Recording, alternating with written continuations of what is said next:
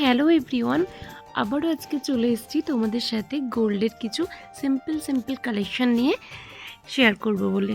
তো চলো দেখে নিই আজকের গোল্ড কালেকশনগুলো কেমন। দেখো, এটা আমাকে একদম ইংলিশ লেটার ডি এর মতো লাগছিল দেখতে।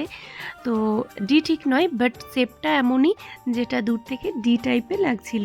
তার মধ্যে একটা ছোট্ট মতন পেন্ডেন্ট ঝুলছে, খুব সুন্দর, খুব সিম্পলের মধ্যে এই ডিজাইনটা ছিল। প্রত্যেকটা আজকের ব্রাইডের ডিজাইন যেগুলো ছিল সব সিম্পলের মধ্যে। দেখো, এটাও একটা নেকলেস, খুব ভারী নয়, হেভি নয়, খুব সিম্পলের মধ্যে, লাইট ওয়েট, দারুণ দেখতে লেগেছিল। আর এটা তো খুব ইউনিক লেগেছিল, বাটারফ্লাইয়ের একটা বড় পেন্ডেন্ট টাইপে, তো তার মধ্যেও ছোট দুটো ঝুলছে পেন্ডেন্ট। এই ডিজাইনগুলো আমার পার্সোনালি খুব ভাল লাগে। আর এটা এই যে ট্রেডিশনাল যে সাদা পুঁতি, মানে পার্লের সঙ্গে ছোট ছোট গোল্ড পেন্ডেন্ট ছিল।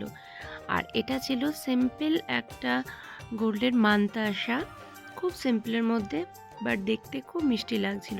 আরও একটা মান্তাসা, এটা কিন্তু হেভি ছিল খুব ডিজাইনটা, তো এটাও আরও ইউনিক ছিল দেখতে। যাই হোক, গোল্ড কালেকশানগুলো তো তোমরা দেখতেই পাচ্ছ, খুবই সুন্দর, খুব সিম্পলের মধ্যে। এটা ছিল নোয়া বাঁধানো, তো এটাও দুর্দান্ত দেখতে লাগছিল। তোমরা কিন্তু অবশ্যই জানিও তোমাদের কেমন লাগছে। আর এটা একদম ট্রেডিশনাল টাইপের লুক ছিল, ছোট্ট মতন টিকলি। আর তারপরে আছে একটা বড় ফিঙ্গার রিং। আর তারপরে আছে সব থেকে বড় নেকলেস, যেটা 1 2 3 4 5 লাইন্সের একটা ছোট ছোট চেনের মতন। এটা খুব সুন্দর, সিম্পলের মধ্যেই, খুব হেভি ডিজাইনটা, বাট দেখতে দারুণ লেগেছিল। আর এটার কথা তো বলা বাহুল্য, এটা ছিল রূপোর চাবিকাঠি যেটা বলে।